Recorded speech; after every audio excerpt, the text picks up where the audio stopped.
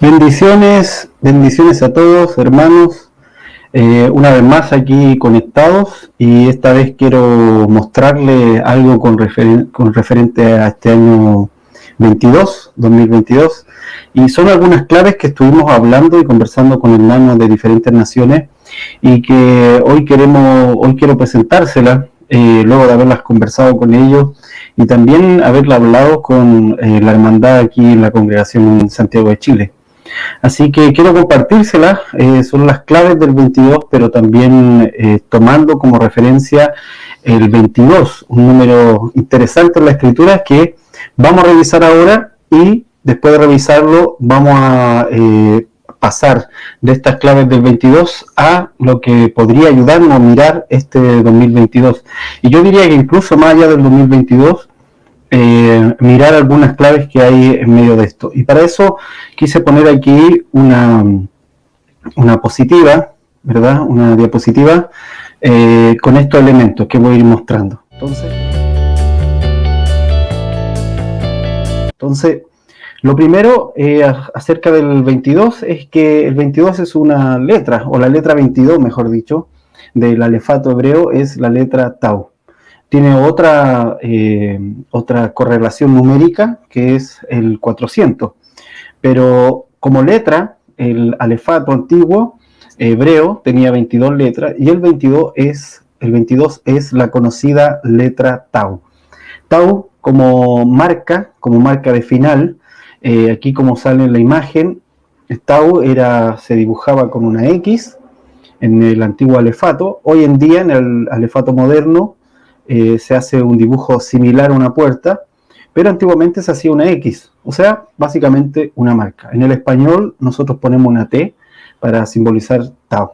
Ahora, Tau también implicaba una señal, una marca y un monumento, un hito, mejor dicho. Yo creo que más que la palabra monumento es un hito que establecía un punto límite. Así que la escritura, cuando el Señor dice yo soy el alfa y el omega, también se ha traducido como yo soy Aleph y Tau. Creo que la Biblia Pechita lo traduce así como yo soy Aleph y Tau, el principio y el fin. Entonces, lo primero que necesitamos entender acerca de esto, de la marca, es que es una marca especial. No es solamente poner una marca en el aire así sin ninguna intención, sino que es una marca intencional. Es una marca que señala pertenencia, o sea, donde Dios marca, está diciendo esto es mío. Esto es muy importante. Y aquí quise poner 3 versículos que nos ayudan a entender esto que acabo de mencionar. El primero es Éxodo 12:13. Dice, la sangre os será por señal, fíjense, y aquí es donde está la imagen, esta imagen anterior que les mostré, la imagen moderna de Tau, que parece una puerta, se puede relacionar con este momento de Éxodo 12:13, donde el Tau, la marca, queda sobre la puerta. En las casas donde estéis, dice, y cuando yo vea la sangre, pasaré sobre vosotros, y ninguna plaga vendrá sobre vosotros para destruiros cuando yo hiera la tierra de Egipto. Entonces es una marca de pertenencia. Dios está diciendo, si ustedes ponen la sangre del cordero, va a ser marca de pertenencia sobre ustedes, va a pasar de ustedes el ángel de la muerte. Yo creo que todos conocemos esta historia, una hermosa historia que también nos señala lo que Cristo iba a hacer con nosotros. Pero aquí tenemos Ezequiel, y la imagen que está acá un poco hace referencia a Ezequiel 9:4, y dice, y le dijo Jehová, pasa por en medio de la ciudad y pon en medio de Jerusalén, y por en medio de Jerusalén, y ponles una señal, ponles un Tau, dice en el original, en la frente a los hombres que gimen y que claman a causa de todas las abominaciones que se hacen en medio de ella. O sea, una marca, y aquí está el ángel, que era un ángel escriba con su punzón, ponía una marca en la frente, una X. Hasta este momento, en el tiempo de Ezequiel, todavía Tau se dibujaba como una X. Y Apocalipsis 9:4, de nuevo para resaltar el sentido de pertenencia a esta marca, dice, y le fue mandado que no hiciese daño a la hierba de la tierra, ni a ninguna cosa verde, ni a ningún árbol, sino solamente a los hombres que no tienen la señal, que no tienen el Tau de Dios en sus frentes. Entonces, Tau, como decía antes, la letra 22, y esta letra 22 es una marca de pertenencia. Ahora, yo recuerdo cuando era pequeño, mi mamá tomaba mis lápices de colores para que no se me perdieran, raspaba un poco en la parte de atrás y le ponía mi nombre. Esa era una marca para que supieran que eso era mío, a mí no se me perdieran, esa era la idea. También en la ropa, cuando unos niños en la cotona ponían el nombre o las iniciales, a veces las bordaban para que a uno, si se le perdiera, la pudiese reconocer. En mi caso no me ayudaba ni lo uno ni lo otro, al final se me perdía igual. Pero el punto es que aquí la marca es señal de pertenencia. Eso es lo que hay que tener en mente. Ahora, entrando ya al propósito de redención del Señor completo, es que Jacob vendría a ser el descendiente 22, y por lo tanto desde Adán, desde los hijos de Adán, contando desde Set. Todos recuerdan que Abel fue asesinado por Caín y Set tomó su lugar. Entonces los hijos de Adán, contando desde Set hacia abajo, Jacob vendría a ser el hijo 22, el hijo de la humanidad, los conforme a la imagen de Adán. Vendría a ser el 22 de Adán. ¿Y por qué esto es interesante? Porque Jacob vendría a ser un punto de inflexión, un tau, vendría a ser un hito. Y podemos ver en Génesis, en el podcast estuvimos hablando bastante de esto, en el podcast Origen, donde hablamos de Génesis, conversamos acerca de Génesis, vimos cómo Jacob toma gran parte de los capítulos de Génesis, son dedicados a Jacob y a la vida de Jacob y a los hijos de Jacob y a la dinámica alrededor de Jacob. ¿Por qué? Porque Jacob va a ser uno de los patriarcas hito. Desde él hacia adelante, Israel va a pasar de clan familiar a nación, ¿sí? Y va a comenzar otra etapa distinta acerca del plan de redención de Dios. Entonces yo quise poner aquí Jacob el menor. ¿Se acuerdan que él no era el primogénito originalmente? Esaú nació primero y luego Jacob, como se ve en esta imagen, vestido de su hermano primogénito, con la vestimenta, se hace pasar por el primogénito para presentarse delante de su padre. Jacob, entonces, el que hereda la bendición del primogénito de Isaac, luego de vestirse de primogénito. Aquí hay una señal de nuevo de Jesucristo, de nosotros en relación a Jesucristo, cómo nos vestimos del primogénito, nos vestimos de Cristo para presentarnos frente al Padre. Ahora Jacob es el punto de inflexión para cambiar de clan familiar a la nación, como lo decía antes, y por eso Dios le cambió de nombre de Jacob a Israel, o sea, el que pelea junto con el Señor, el que pelea con Dios. Esto se daría por medio de la vida de José, de forma ya más específica, esta etapa, este cambio de clan familiar hacia nación, hacia tribus que conformaran la nación, se daría por medio de José, cuyo nombre significa el Señor añada. José también sabemos que es una figura de Cristo. Es un nombre muy relevante en Génesis, sobre todo por cómo él prefigura a Cristo. Y de forma específica por medio de su hijo Efraín, ¿sí? O sea que hay una marca que Jacob va a tener, que Jacob va a ser, como el 22 de la descendencia de Adán, va a ser un tau, un momento, un hito de cambio, ¿sí? Y una marca de pertenencia. Entonces, Dios usa a Jacob para poner a Efraín, el menor de los menores, como primogénito.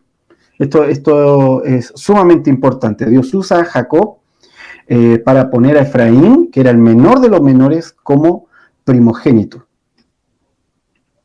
Ahora, esto es importante verlo, que Dios use a Jacob para poner a Efraín, el menor de los menores, como primogénito. ¿Por qué? Porque Efraín era el sobrino, ¿verdad? Todos los otros hermanos, los hijos de Jacob eran sus tíos, y Efraín y Manasés eran sobrinos, así que eran los más pequeños. Y en el caso de Efraín, más pequeño que Manasés, así que era el menor de los menores. Fíjese en Crónicas, dice: los hijos de Rubén, primogénito de Israel, porque él era el primogénito, mas como violó el lecho de su padre, sus derechos de primogenitura fueron dados a los hijos de José, hijo de Israel, y no fue contado por primogénito, bien que Judá llegó a ser el mayor sobre sus hermanos y el príncipe de ellos, mas el derecho de primogenitura fue de José. Efraín tomará la bendición de José con las bendiciones de la tierra, del cielo y del abismo. O sea, todas las bendiciones que Jacob le habla a José, las está apuntando en realidad a Efraín.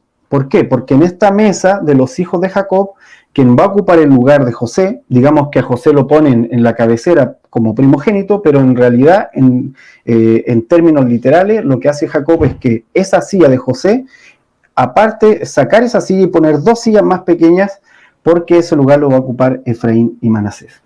Parece enredado, pero es súper simple. Rubén era el primogénito, por causa del pecado fue quitado, todavía se mantenía en esta mesa, pero su autoridad de primogénito fue traspasada a José, y de José a los dos hijos de José, Efraín y Manasés.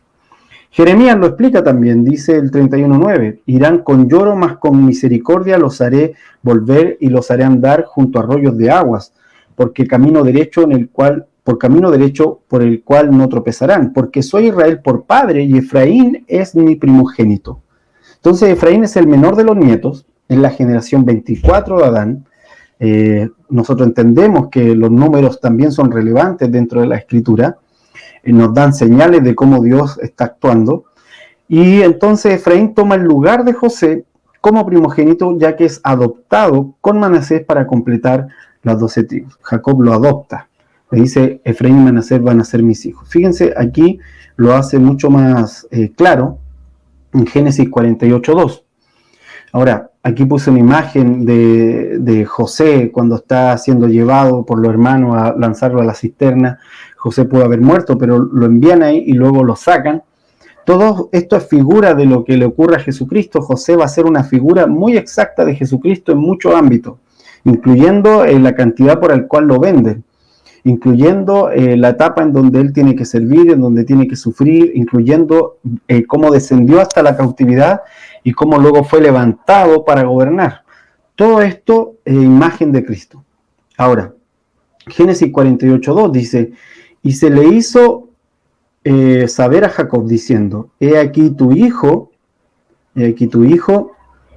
José viene a ti. Entonces se esforzó Israel y se sentó sobre la cama.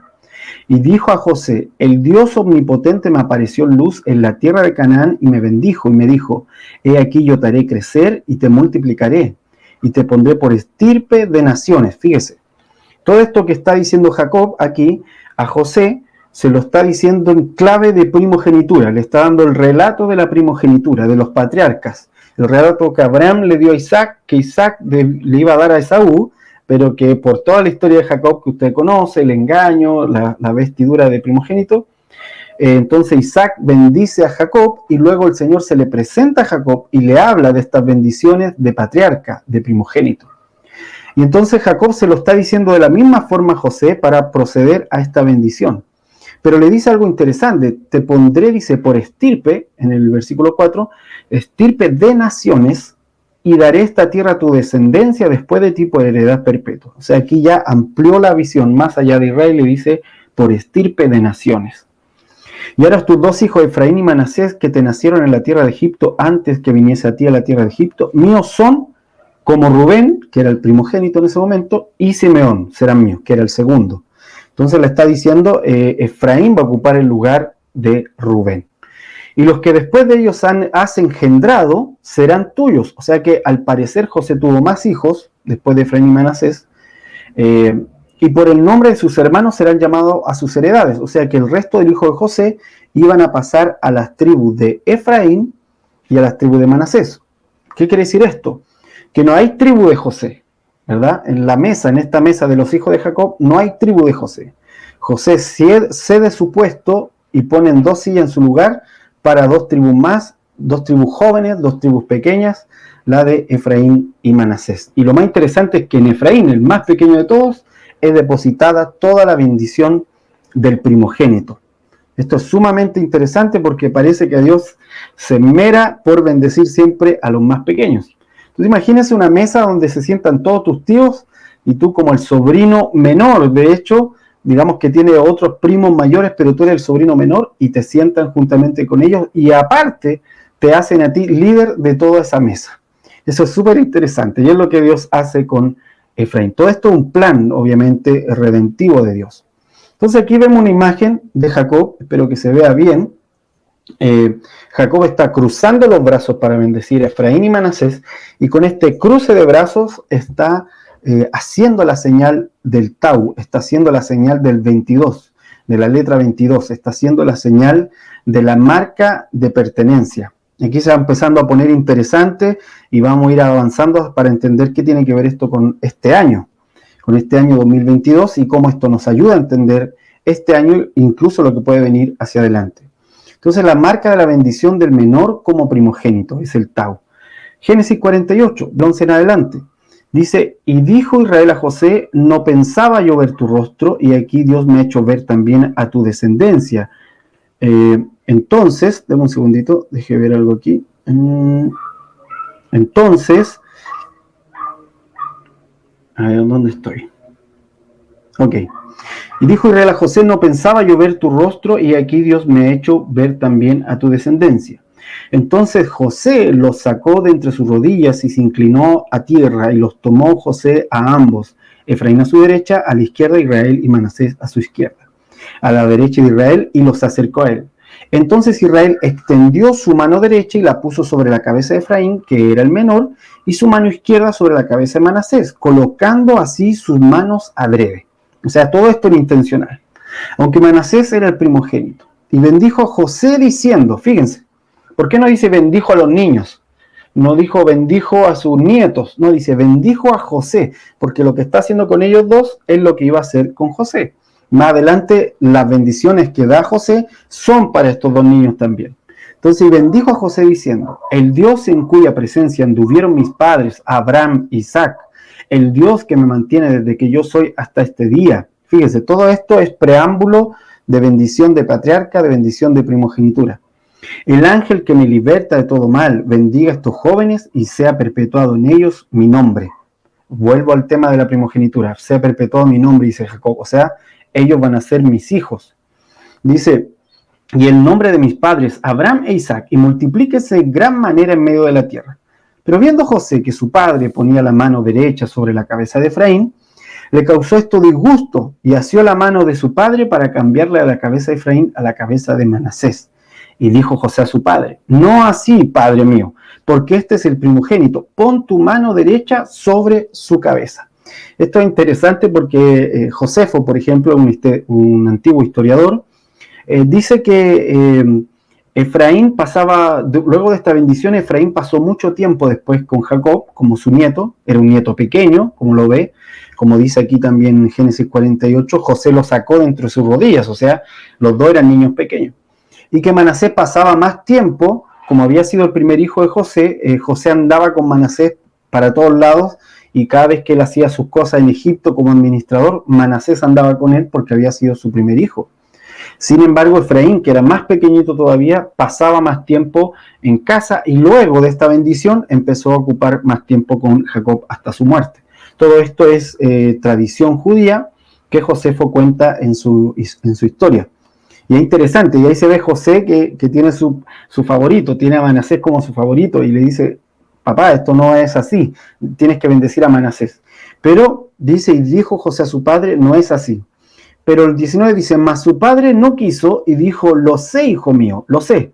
También él vendrá a ser un pueblo y será también engrandecido, pero su hermano menor será más grande que él y su descendencia formará multitud de naciones. Aquí hay un punto de inflexión, un punto tau, una marca de pertenencia. Dios está diciendo que Efraín y Manasés, y sobre todo Efraín, Manasés va a multiplicarse, pero le dice Efraín, va a traer multitud de naciones. Aquí ya se está saliendo del marco étnico de Israel.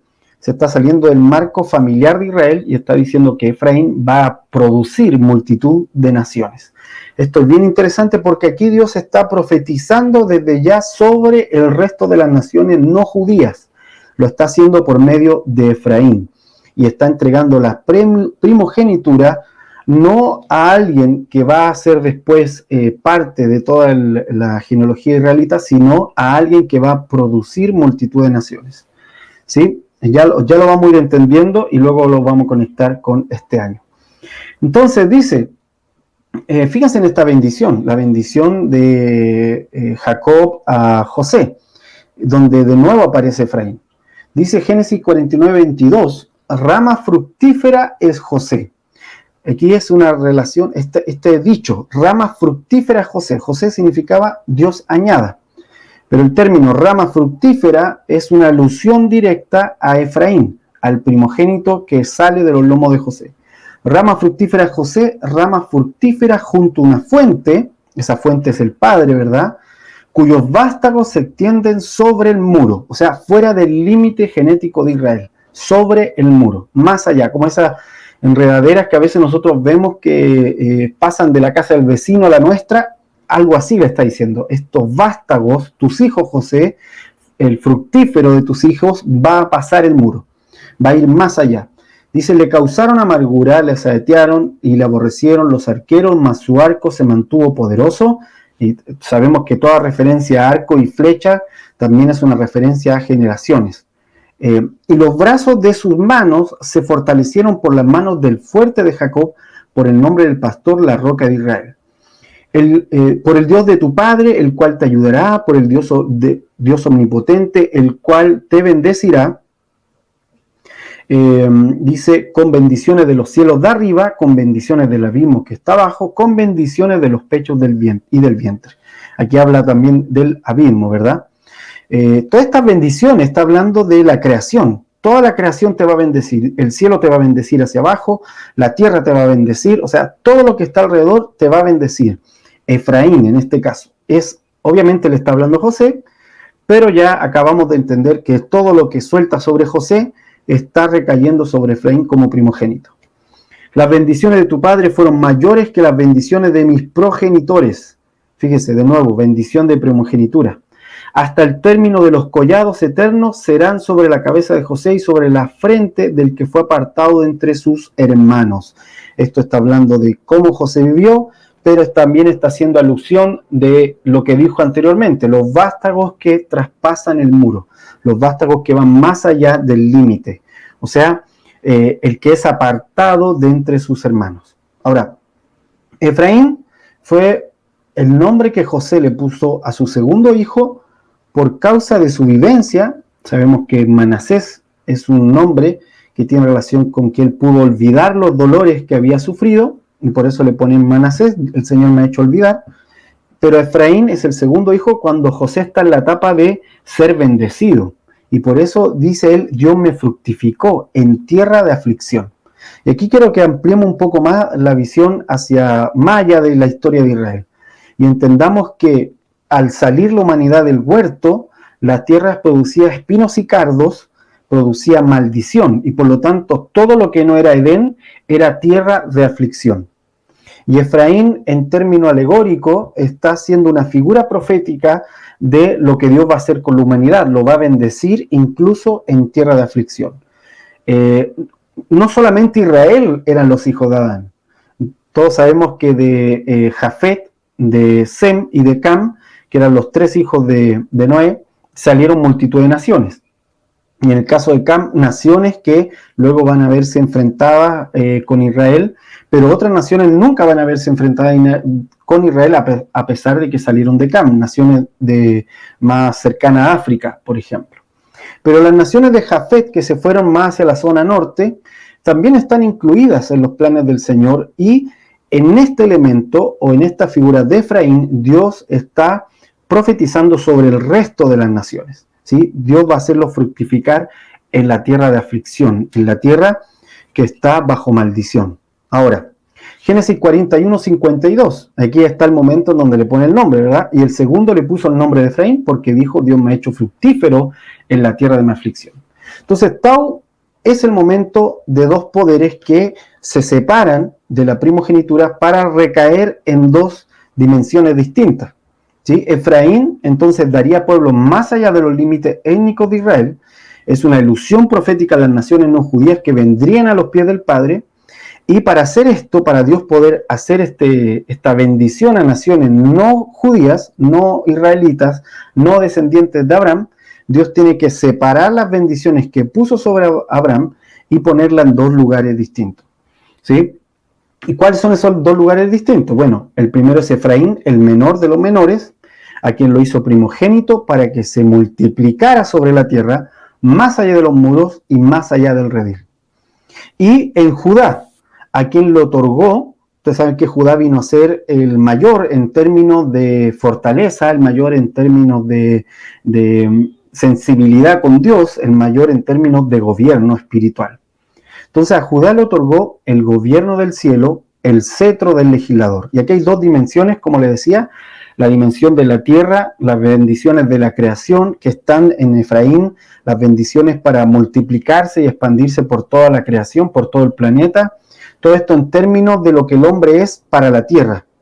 Pero también está la bendición de lo que el hombre es en el cielo. Y eso estaba en Judá. Judá tenía el cetro del legislador. No se legisla desde la tierra, se legisla desde el cielo la tierra. Amén. Ok, esto se volvería a reflejar en la división luego del reino del sur. Ustedes saben que después de Salomón se divide el reino en dos partes, con Jeroboam, que se lleva 10 tribus, y queda el reino del norte y el reino del sur. El reino del norte vendría a ser llamado casa de José, casa de Israel, o también casa de Efraín, le decían, y el reino del sur era entonces Judá con la capital en Jerusalén. ¿Sí? Y esto es todo figura de lo que va a acontecer. Ahora, el menor como el mayor es parte del Tau. Entonces, Tau implica que Dios está levantando al menor de los menores y que este menor será quien ingrese y traspase los muros, quien hereda la tierra. Y un ejemplo de esto, otra figura profética, otra parábola, porque toda la historia de Israel al final son vivencias que ocurrieron, pero también parábolas y profecías que Dios está haciendo con estos hombres de Dios para apuntar hacia la obra completa de Cristo. Entonces Josué, cuyo nombre Yoshua se decía, hijo de Nun, de la tribu de Efraín, que antes se llamaba Osea y le cambiaron el nombre, fue quien dirigió la entrada a la tierra de las promesas. Él, como de la tribu de Efraín, tenía que hacer esto, obviamente, por todo lo que Jacob profetizó sobre Efraín. O sea, Efraín iba a estar a la cabecera de la mesa, incluso por encima, en autoridad, a todos el resto de sus tíos. Ahora, esto es figura de Cristo, obviamente, de Jesús, Yeshua, que es un nombre similar, es una variación de Josué, quien guía a los hijos al reposo y a la herencia. Amén. A la herencia verdadera, al reposo verdadero, como lo dice el escritor de Hebreos. Todo esto es un momento tau. La entrada al reposo es un momento tau, un momento de cierre, ¿sí? Un hito. Ahora, la caída de Efraín.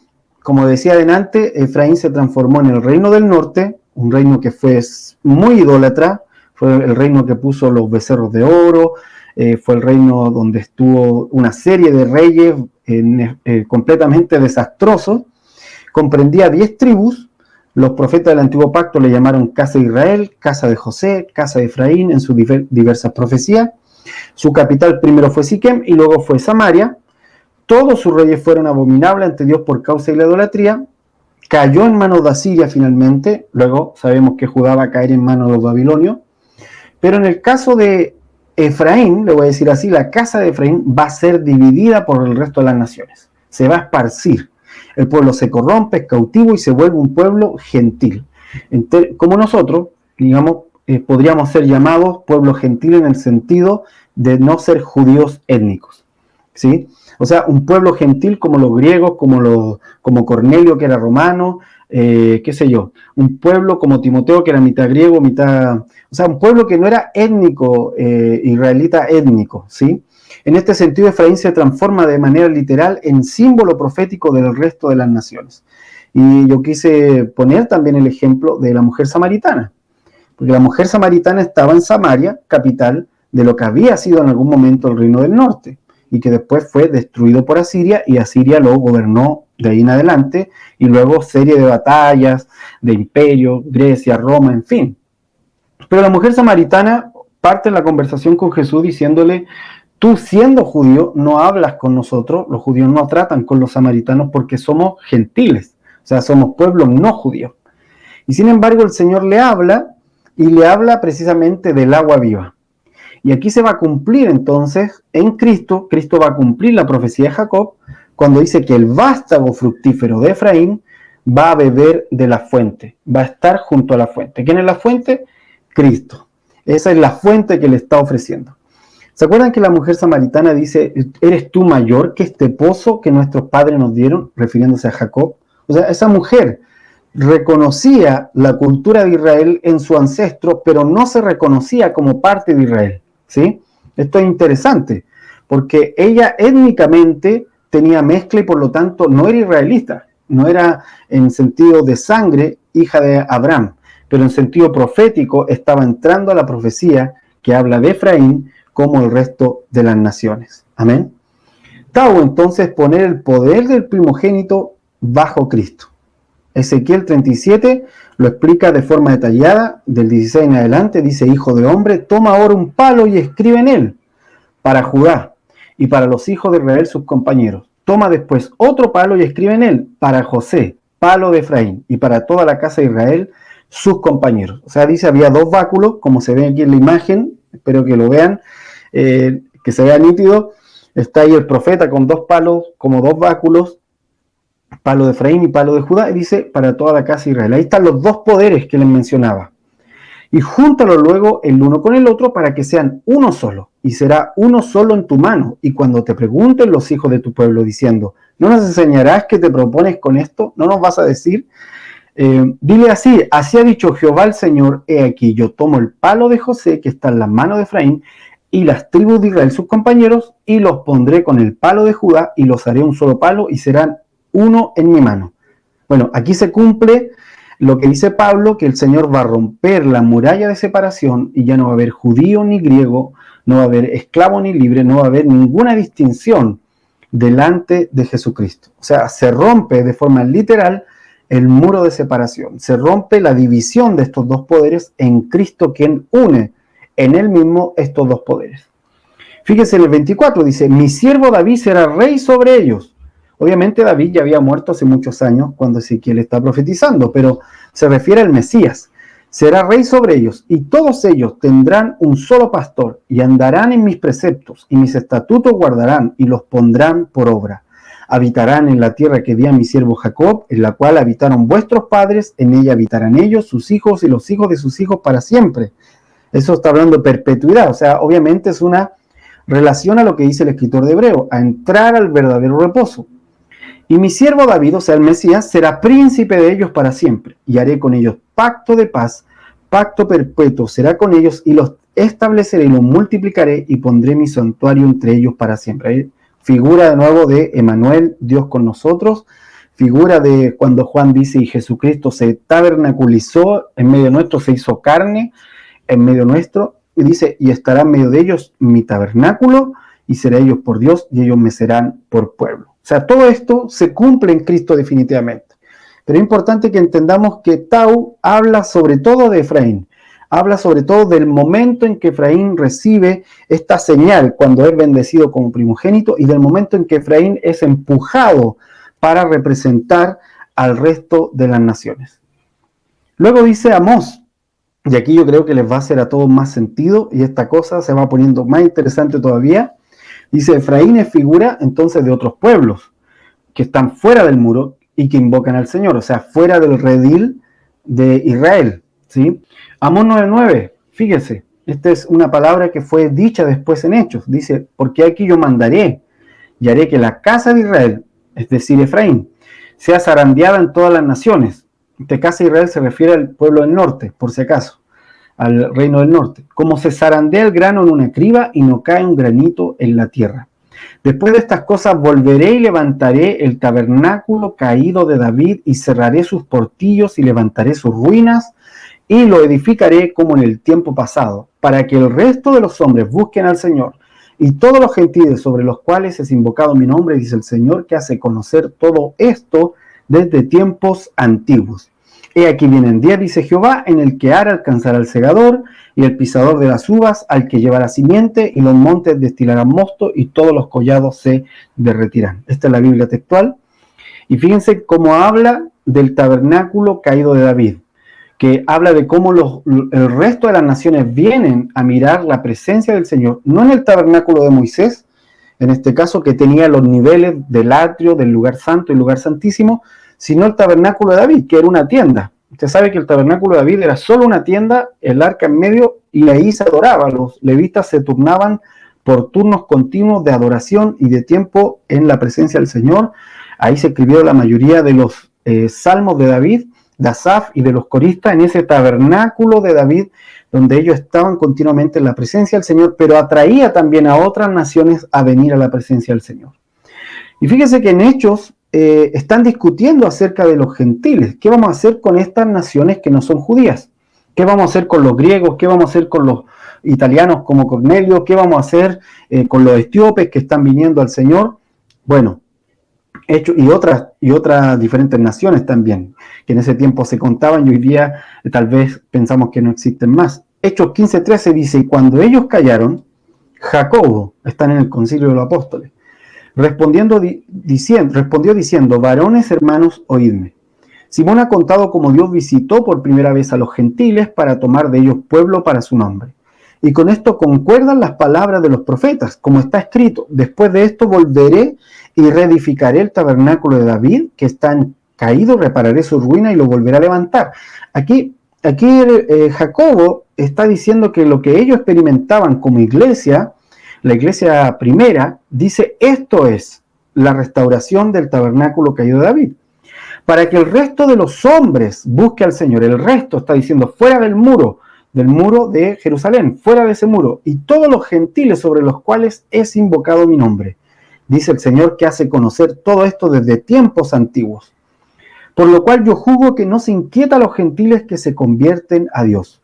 Todo esto es muy interesante porque la iglesia primera y los apóstoles de alguna manera sabían que la inclusión de las otras naciones no era algo que estaba ocurriendo de forma nueva en el tiempo de la iglesia, sino que era algo profetizado, como dice aquí, desde la antigüedad. Era un plan ya trazado, era un plan que en parábola fue puesto sobre Efraín, era un plan que proféticamente fue puesto sobre Efraín, el fructífero en tierra de aflicción. O sea, hijo de Dios en medio de las naciones que no eran parte de Israel. Amén. Volviendo a Oseas.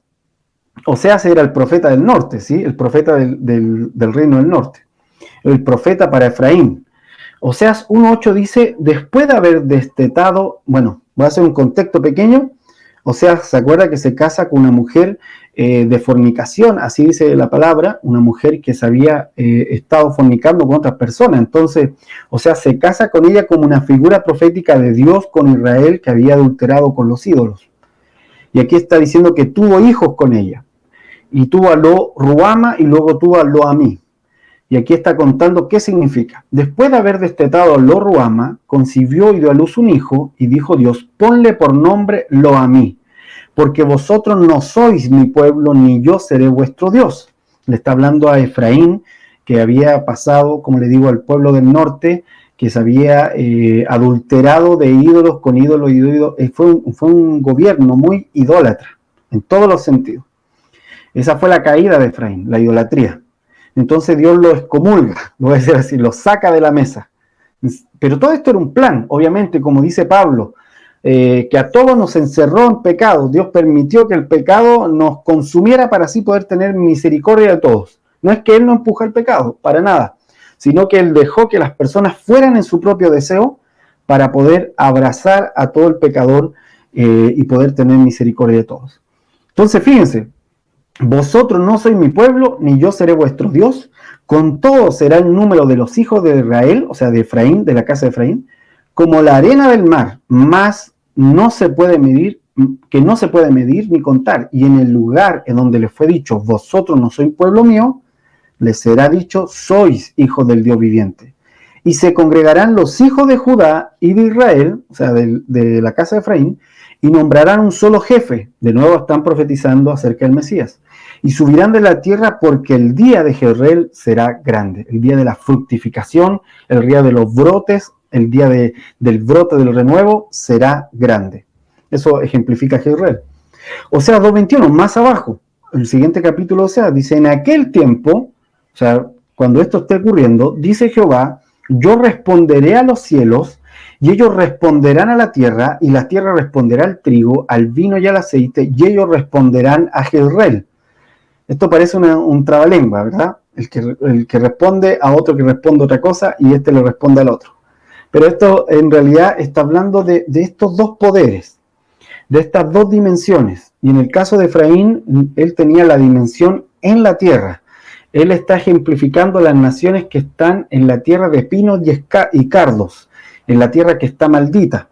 Y fíjense, cuando dice yo llame a Efraín y lo ponga junto con el legislador que legisla del cielo, con Judá, y los una a ambos en una sola dimensión en Cristo, en aquel tiempo dice, responderé, dice Jehová, yo responderé a los cielos y ellos responderán a la tierra. O sea, va a haber una unión de estas dos dimensiones, el cielo y la tierra. Y la tierra responderá, fíjense, ya no con espino y cardo, sino con el trigo, el vino y el aceite. Estos tres obviamente son símbolos también espirituales de lo que la tierra da para manifestar lo eterno, ¿sí? Y ellos responderán a Jezreel. Y la sembraré para mí en la tierra y tendré misericordia de Lo-Ruhama y diré a Lo-Ammi, tú eres pueblo mío, y él dirá, Dios mío. O sea, está hablándole a las naciones, a todas las naciones. Entonces, tenemos dos momentos tau. Aquí como que se anduvo desperfilando la imagen, ¿sí? Pero tenemos dos momentos tau, el de Jacob y el de Cristo. En el Jacob, como el 22 de su generación, de los hijos de Adán, se produce un momento tau en donde se separan dos dimensiones, las naciones y los judíos en dos lugares. Y luego esto se va a unir en Cristo, que Cristo va a ser el momento tau definitivo. Amén. Y en el momento tau definitivo se va a volver a reunir estos dos poderes. Ahora, esto es lo que está diciendo Romanos. Fíjense, Romanos 9:21. ¿O no tiene potestad el alfarero sobre el barro? Pablo le está hablando a los romanos. ¿Para hacer de la misma masa un vaso para honra y otro para deshonra? ¿Y qué si Dios, queriendo mostrar su ira y hacer notorio su poder, soportó con mucha paciencia los vasos de ira preparados para destrucción? O sea, nos soportó en todos nuestros pecados. Y para hacer notorias las riquezas de su gloria, las mostró para con los vasos de misericordia que él preparó de antemano para gloria, a los cuales también ha llamado, esto es, a nosotros, no solo de los judíos, sino también de los gentiles, como también en Oseas dice. Aquí Pablo está recordando, dentro de todo este contexto, lo que Oseas dijo. Llamaré pueblo mío al que no era pueblo mío, y a la no amada, amada, y en el lugar donde se les dijo, tú no eres mi pueblo, allí serán llamados hijos de Dios. Amén. Ok. Y por último, y con esto ya voy cerrando, Tau, entonces, la señal o marca de bifurcación y de unión de dos poderes. Tau vendría a ser entonces la marca de señal de bifurcación de unión de dos poderes, pero también de pertenencia. Aquí quería poner, imagínense, aquí han pasado, según este cronograma, obviamente años más, años menos, porque no hay un cronograma, digamos, una línea histórica tan precisa, pero sí hay alrededor de 4.000 y tantos años entre la caída de Adán y entre la muerte de Cristo.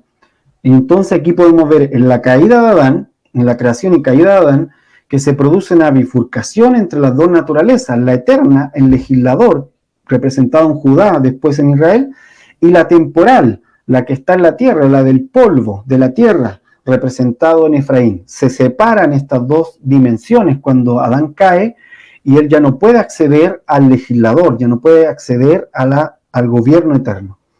Pero todo esto se cierra después en Cristo, quien va a ser en la cruz de Cristo, como una marca también Tau, esta cruce de dos líneas, la cruz va a venir a ser eso, va a ser el Tau de Dios, la firma de Dios, la marca de Dios de pertenencia, donde Dios dice, las naciones me pertenecen, la tierra me pertenece y las naciones que están en ella. Entonces, en la cruz de Cristo se produce un hito de unión de ambas naturalezas. Y por eso está escrito en Apocalipsis 21:1, vi un cielo nuevo y una tierra nueva. Fíjese, porque el primer cielo y la primera tierra pasaron y el mar ya no existía más, o sea, el mar de separación.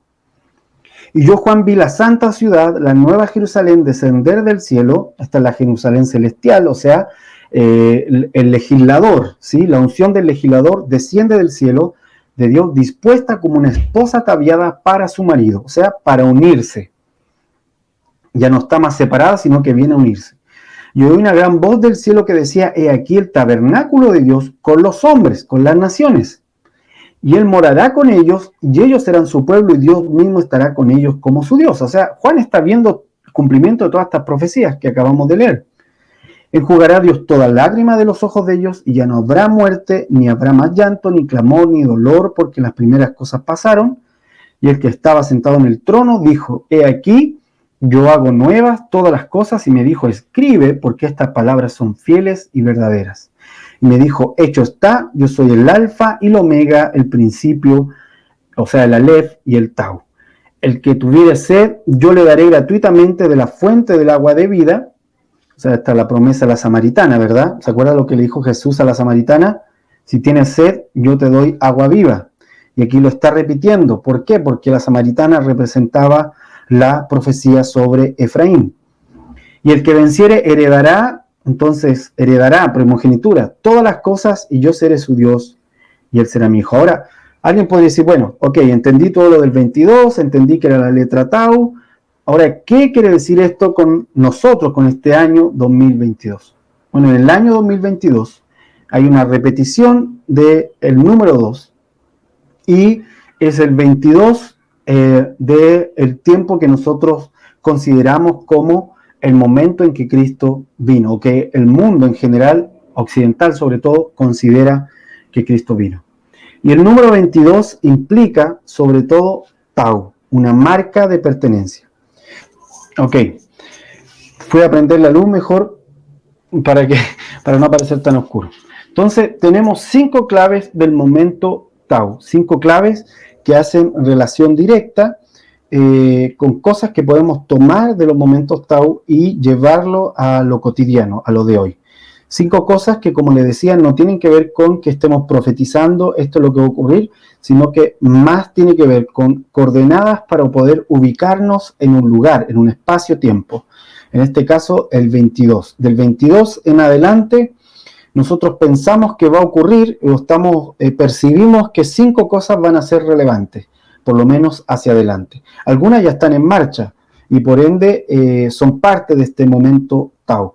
Primero, un tiempo para las señas, para que las señas se encuentren con la fuente, ¿sí? Esto hace relación a Efraín, obviamente, pero en el día de hoy creemos que es un tiempo, una apertura para que los pueblos antiguos, pueblos que se les llaman pueblo originario, primeras naciones en otros lugares, que aún no tienen al Señor, sean traídos a beber del agua viva. Como el Señor se lo profetizó a la samaritana, como se lo ofreció a la samaritana, hay pueblo de Dios en lugares, en tribus, voy a decir así, en naciones de pueblos antiguos, de pueblo originario, y por qué no, de naciones también que no han conocido al Señor. Amén. Es el primer punto entonces.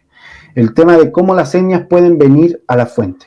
La primera coordenada. La segunda, ser fructífero en tierra de aflicción. También es una coordenada que puede desprenderse de los momentos Tau. Ser fructífero en tierra de aflicción, esto tiene que ver como vástago que sale del muro. Nosotros no debemos dejar de considerar los movimientos migratorios en los planes de Dios, las migraciones y el trasvasije cultural que esto produce, ¿sí? O sea, no solo en este año, sino que hemos estado viendo cómo los movimientos migratorios están siendo relevantes en las diferentes naciones y no debemos dejar de mirarlos desde cómo Dios los ve. Si miramos la Escritura, Dios usó varias veces los movimientos migratorios. Israel se movió desde Egipto, por ejemplo, salió de Egipto hacia Canaán, y en el transcurso fue trastocando las diferentes naciones que lo rodeaban. Cuando Israel entró a Egipto, sin duda dejó una marca de eso. Cuando Israel entró a Canaán, sin duda dejó una marca de eso. Cuando Israel fue llevado a Babilonia, cuando volvió, fue quedando una marca de ellos alrededor. No cabe duda que todas estas cosas Dios también las puede utilizar. No es que Él las produzca, no es que Él quiera que la gente por opresión tenga que moverse, pero sí Dios puede hacerte fructificar en tierra de aflicción. Y aquí también es un elemento para los hermanos que han tenido que emigrar, cómo Dios te puede fructificar en la tierra de aflicción.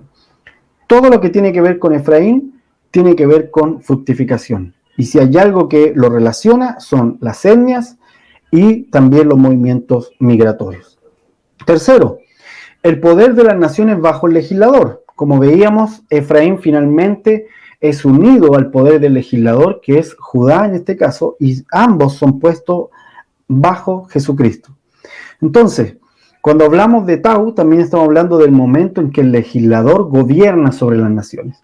Y en este caso, el Señor gobierna sobre las naciones por medio de la iglesia, y la iglesia lo hace en el poder de los testigos.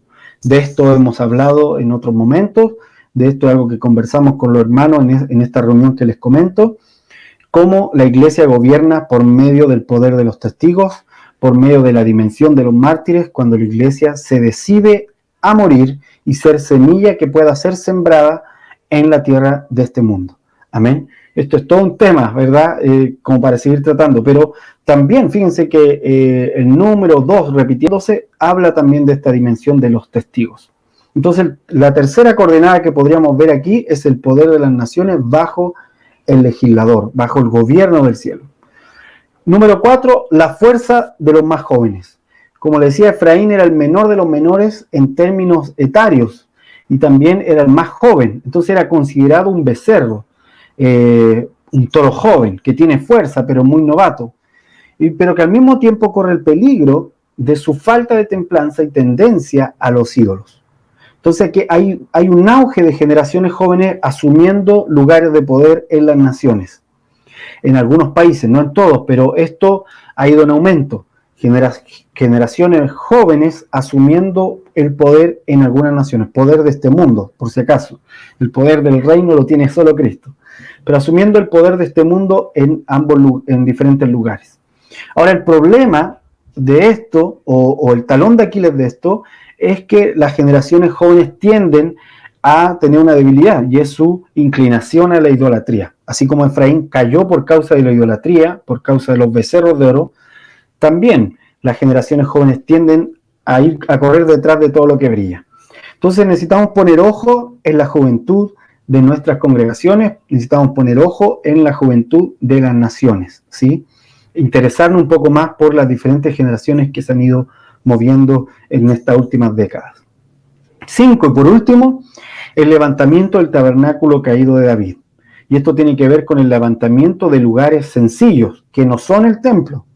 Porque el tabernáculo caído de David no es el templo. Dios no dijo voy a levantar el templo cuando traiga a las naciones. No, el templo de hecho fue destruido en el año 70.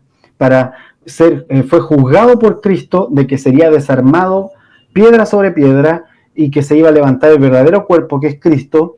Y entonces el tabernáculo de David, que fue restaurado, tal como lo dice el apóstol Jacobo en el Concilio de los Apóstoles, es en realidad la iglesia en lugares sencillos.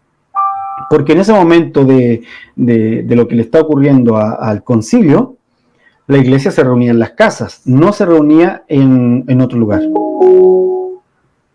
Entonces, el levantamiento del tabernáculo de David tiene relación con los lugares sencillos. Y a mi parecer, con la iglesia en las casas, en el parque y en lugares de este sentido.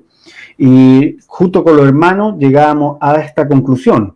Este punto número 5 tiene relación con la necesidad de que la hermandad que se ha estado moviendo en las casas se abra para poder llamar a otros a venir a la presencia del Señor.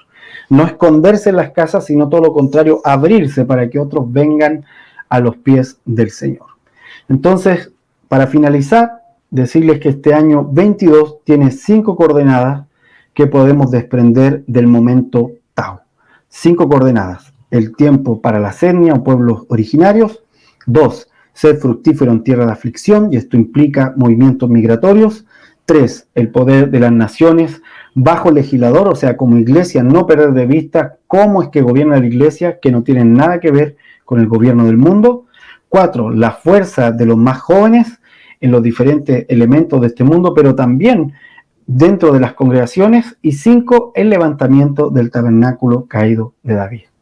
Espero que le haya sido de bendición como a nosotros, que en base a estas 5 cosas podamos ubicarnos en el mapa y saber hacia dónde dirigir nuestro esfuerzo en este año 2022. Sean todos muy bendecidos y nos vemos en otro video. Bendiciones.